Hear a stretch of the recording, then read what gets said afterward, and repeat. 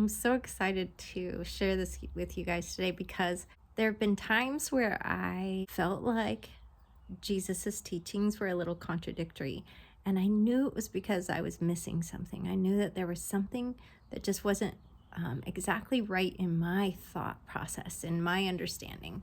And in studying the Aramaic and the Semitic way of thought, the traditions and culture Jesus would have been raised in, I've come to understand a lot more. But there was this one that was just really bothering me. I couldn't get past it. And this master of love, this beacon of hope in a dark world, comes in and teaches us to love unconditionally and not to judge.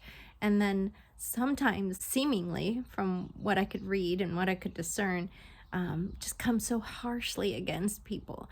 And I knew I was missing something. When this happens and I feel like I've got some sort of hiccup, I just wait. I just ask for clarity and wait.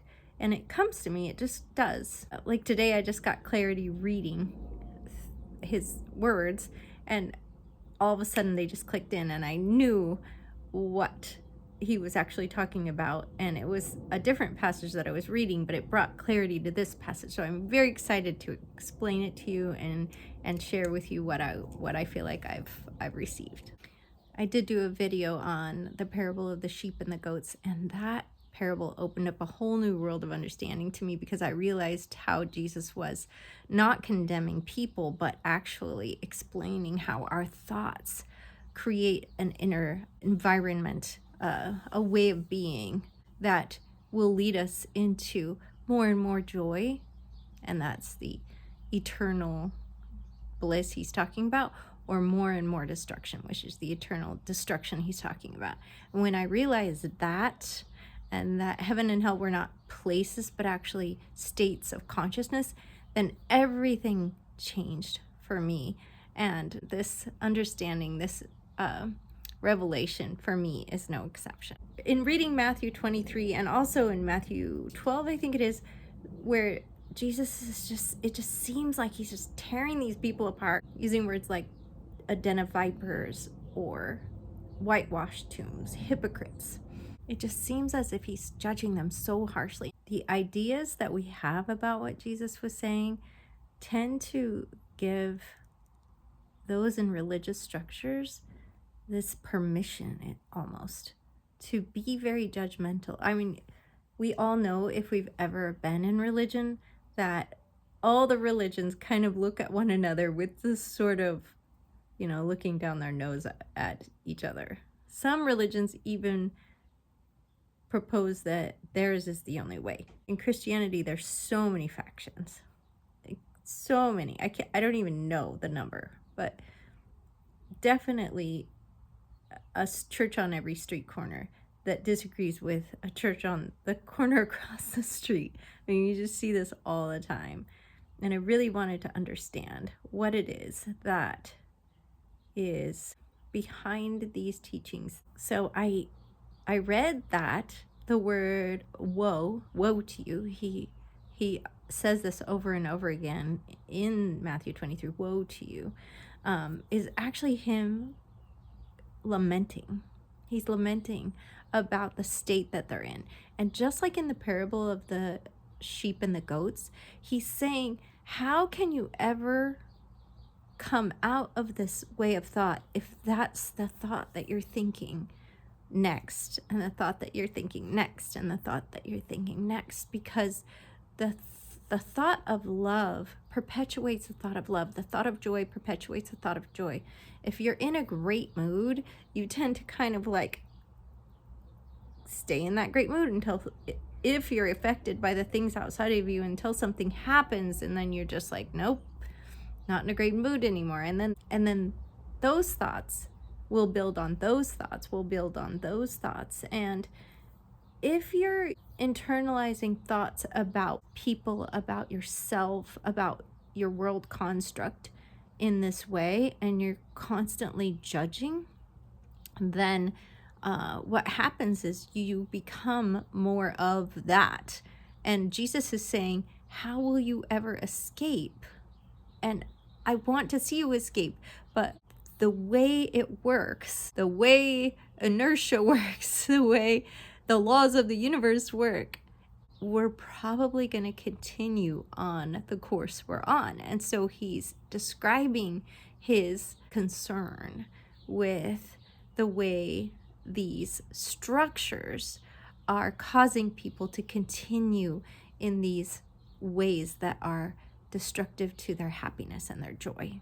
He's confronting a system that mediates God through hierarchy, when in actuality, the kingdom is all within. The last will be first. Jesus was explaining that hierarchy is not the way to God. God is accessed through love and not authority. He's explaining to them that they have been formed by a system that promotes survival-driven consciousness. And that survival is like a survival of the fittest. Whoever can rise above, whoever can step on the other one to get further up the ladder of authority. And that's what religion truly embodies. I looked up the word hypocrite. It's a Greek word, and also some of the ideas behind a den of vipers. So hypocrite, actually, if you go back to what the words Jesus was using in the Semitic way of thought, the Aramaic language, you're going to find that the words he used actually meant, why are you wearing a mask? So when he called people hypocrites, he wasn't actually saying you're a hypocrite. He was saying you're going against everything you were created to be. You are wearing a mask covering up the true godness of your being. And an interesting thing about vipers live in solitary. They are not communal beings. And when they're together, they fight. They're backbiting. They destroy one another. The only time they come together is for mating. And it's so interesting that you use this metaphoric language, because that is exactly what hierarchy does. It requires you to step on someone else to move ahead. He uses words like, how will you escape? Because he knows that thoughts build on thoughts, build on thoughts. And escaping this stagnant, unmovable, unmalleable way of thinking is difficult without a really strong upheaval of everything that one has built. Here again, he uses the word Gehenna, which was translated into the word hell, which obviously we've come to the conclusion through all of the studies of the Aramaic that this is not a place, that it's a consciousness, a way of being. And he used Gehenna as a metaphor for this consciousness that is stagnant, this consciousness that keeps you locked in to that system of consciousness created by the religious structures. The entire chapter is about exposing systems that disconnect people from their inner knowing, the God that is within, systems that replace lived truth, which is your passion and your joy, the inner knowing of why you're here, with performance and control. Systems that create religious hierarchy instead of wholeness and oneness and unity. That unity, that oneness that he spoke of in John 17, right before he went to the cross. And he was adamantly and passionately telling them the only way that you can escape this destruction that you're causing, because it comes from within, the only way you can stop it is by becoming something different, by changing who you are on the inside. And how difficult is that? We've all experienced how difficult that is. Changing our paradigm, changing the way we think, probably one of the most difficult things that a person can do. In Jewish tradition, disciples were expected to embody the heart of the rabbi, the spirit of the rabbi. Jesus embodied radical love. He did not embody superiority, condemnation, or spiritual elitism. In Matthew 23, he's exposing patterns that are destructive to the individual.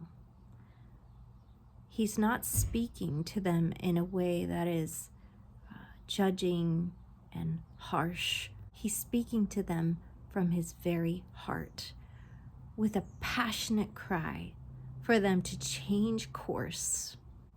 Fighting against things only brings more fighting. Loving things only brings more love. If you love something, it grows and it becomes more beautiful. But if you fight against something, you're actually going to have a bigger fight on your hands. And that's what Jesus was trying to teach these people, that unity and oneness was the answer, and love was the answer, and hierarchy and power were not. And that's truly what Matthew 23 is about.